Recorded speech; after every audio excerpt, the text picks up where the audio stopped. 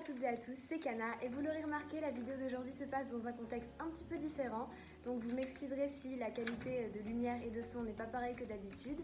Alors tout simplement parce qu'aujourd'hui on va interviewer ma professeure de prise de parole en public.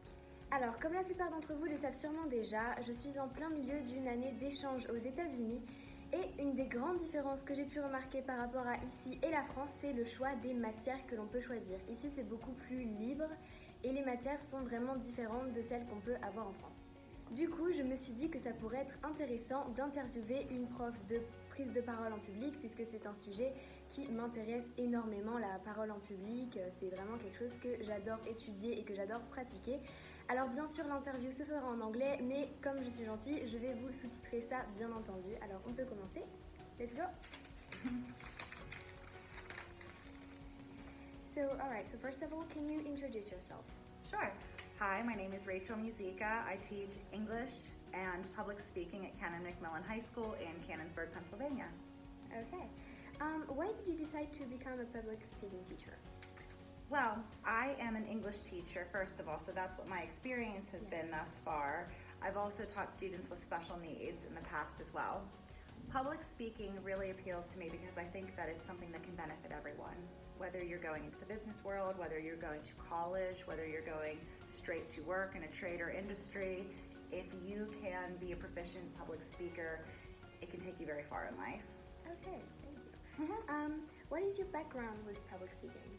My background with public speaking includes a lot of presentations over the years. Obviously, as a school teacher, I present to students often, but I've had to complete professional development with adults. Also, before I was a teacher, I was a writer and I worked as an editor, and I had to work in business and work with clients and work with writers and graphic designers. So in terms of public speaking in the business setting, it's been beneficial as well. Great. What do you think this topic is important to teach to students? I think that it's important because it will appear in many aspects of their life. They will have to use public speaking for other classes, for any kind of interviews for colleges, for jobs. This is how they present themselves to the world. And we all know how often now people use Snapchat, Instagram, Facebook, TikTok, filming everything. So people are speaking publicly constantly and they're not always thinking about how they're portraying themselves, and I think that that's very important. Yeah, it is.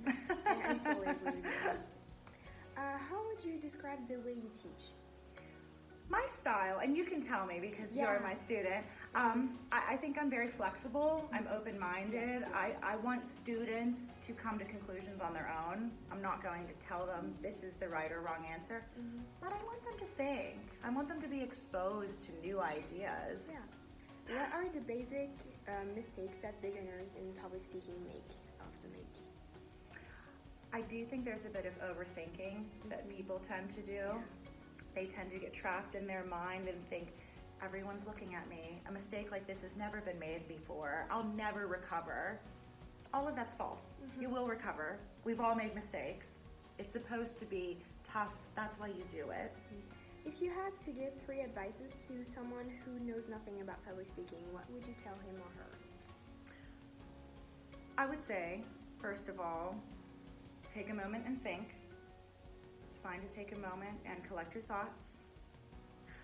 I would also say, take your time. Once you're speaking, you don't have to get every single thought out there right away. And the third would be to be yourself. Be genuine. Yeah. You can laugh, you can smile, you can say, oops, I made a mistake. That's fine, that's you. And that's what people want to see. They want to see the real you. They don't want to see somebody imitating someone else. Okay, we're going to give hope to someone here who is not comfortable with public speaking because I know a lot of you are not comfortable with public speaking. Do you have an example of a student that you had and was not good at the beginning and turned out to be a great public speaker, and tell us about that? Oh yeah, absolutely. I've had students in the past that the last thing that they would want to do is get in front of any group of people and say anything. But what I found is that if you know your passion, if you find something that you enjoy and that you can be the expert on, that person can present and it will seem like they've never had any doubts at all. But I think it's finding your voice, finding your passion, and taking your time with it, because you have to practice. And I know that doesn't sound fun, but to get good at anything in life, you have to do it more and more and more. So I've seen many students make great strides, but it takes practice, and it's the investment of knowing that you want to be a public speaker. I think that if you want to be a public speaker, no matter how shy you are, no matter how low your self-esteem is, you can do it. Yes. But you have to know it and want it. So one last thing, okay, at the end of every video I have a quote that I pick. And Okay. now today you're gonna pick today's quote. So what's your favorite quote? All right, so my favorite quote is by Shakespeare. Our doubts are traitors and make us lose the good we oft might win by fearing to attempt. That means don't talk yourself out of doing things. Don't be afraid. Your doubts are your biggest enemy. There's nothing worse than your doubts about yourself. Squash them. Keep moving forward. Okay, so to sum up, don't be afraid, just try. Yes, absolutely. Ok, parfait. Donc la citation du jour, ça va être ne sois pas effrayé, juste essaye. Et c'est parfait pour conclure cette interview. Thank you very much. Thank you very much. It was a pleasure. It was for me too. Thank you. Good.